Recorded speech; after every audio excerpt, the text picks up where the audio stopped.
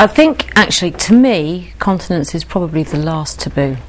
So I hope that I'm quite an approachable GP, but I think it's the one subject that people have that rather stiff upper British lip about, and they don't talk about it. And it's the topic that is always mentioned when the hand is on the door handle, just leaving. Oh, and actually there is another thing.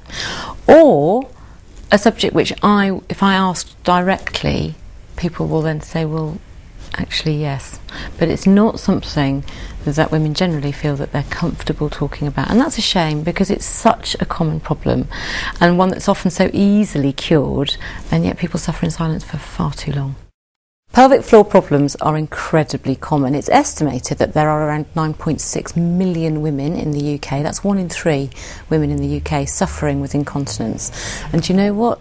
I can almost bet my home on the fact that that's a gross underestimate, because those are just the people that we know about. We know that around 45% of women who have children, for example, will have some degree of incontinence for a period of time. And it's incredibly easy to treat in the vast majority of cases with simple pelvic floor exercises. The problem is most women don't persevere for long enough or don't really know how to do them properly.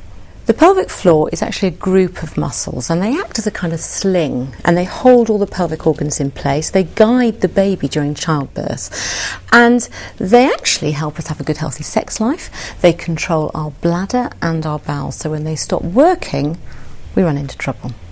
I think sadly many women don't realise that their pelvic floor muscles are like any other muscle, actually, and if you don't exercise them, then they lose tone and they become weaker.